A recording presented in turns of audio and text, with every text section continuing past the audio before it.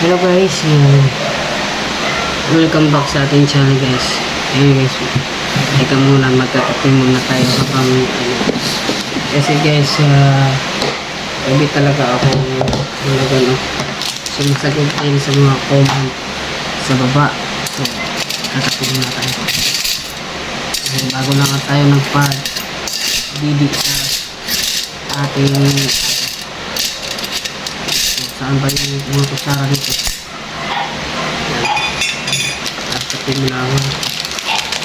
Nakape muna tayo habang sasagutin ko yung nagko-comment sa baba sa aking sa aking video. Okay, so hindi talaga ako sumasagot ng comment guys. Ngayon sasagot ako para alam niyo. Nakape muna tayo kasi para hanggang 5 AM ako matutulog guys. Basta may aso tayo na pinapadili. Ganyan yung tulog ko. Ayan guys, yan. Sasagot tayo sa tanong ni ate. Nag-comment siya sa aking video sa nung nanganak si Cindy, yung last sa abso natin. Sabi niya, bakit pinuputol nyo yung pusod na kasi daw yung sa kanila daw hinahayaan lang daw na putulin sa kanang ina yung pusod ng kanilang anak. Sasagutin ko po yung tanong niyo mama.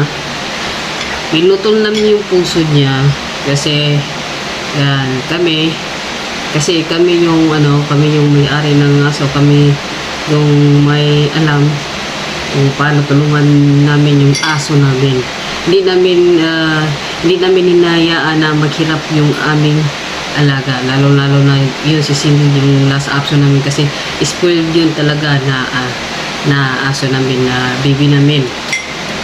Tapos kasi sabi din naman ng vet, yan, pwede ka naman tumulong kasi huwag mo hayaan na sila lang talaga ang mag-aanak, kasi may case na hinayaan natin sila na nagputol ng pusod, nasali yung atay ng kanilang baby at nakain nila ito at nabuksan ang kanilang tiyan. Yun, madaming mga breeder nag-case na ganito, ganyan, madami. Kaya kami natatakot din kami kasi ayaw namin mamatayan yung baby ng aming Cindy, kaya naka-8 puppy siya.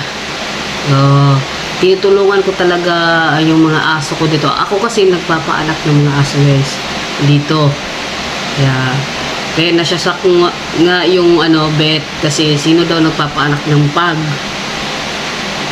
kinaya ba nila?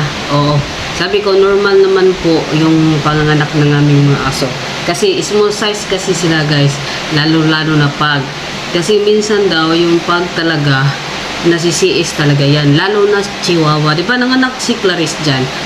Yan, nandyan sa baba, hanapin nyo, nanganak si Clarice yung Chihuahua ko.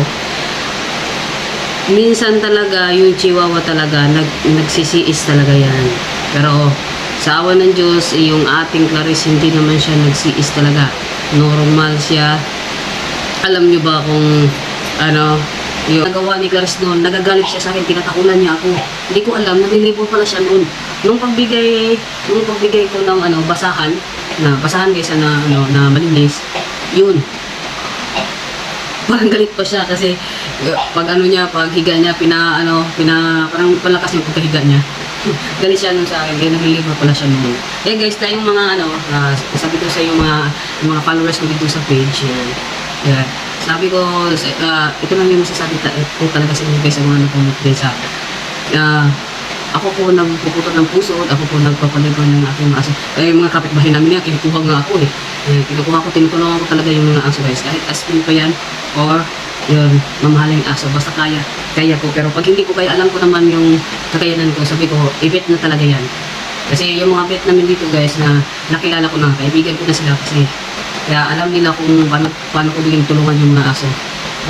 Sa mga nagsasabi na hayaan lang daw na putulin ng kanila. Oo, yung iba. Pero yung iba talaga ng aso guys, kailangan talaga putulin kasi yung anak nila maano na, yung mawala ng hangin. Kasi inuuna talaga nilang pusod. So, pinuputol ko pusod para makain talaga ng, makain ng ina. Yung hinuhubot niya yung parang, inundan niya yata. Iwan ko lang sa Tagalog guys. Hindi ko talaga alam kung anong inundan sa Tagalog. Kasi alam kasi yung the term. So, ginawa ko talaga, tumutulong ko sa aking mga aso. Hindi ko hinahayaan na maghirap sila. Gusto ko, yung kay Cindy talaga, yung kita niyo sa tinutulungan ko lahat talaga ng bibo. Updated po tayo din sa pagkanganak, yung paglaki, kumakain, at mga gamot na pwede nyo itanong sa akin kung ano gamot nito ng aso. Ibigay ko po yung mga suggestion ko.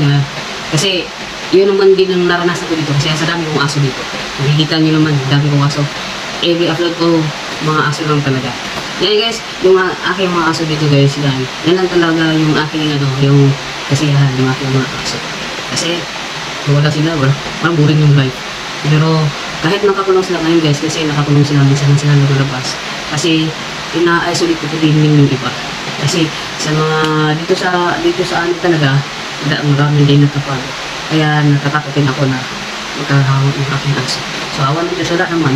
Kaya may mga reunion po tayo.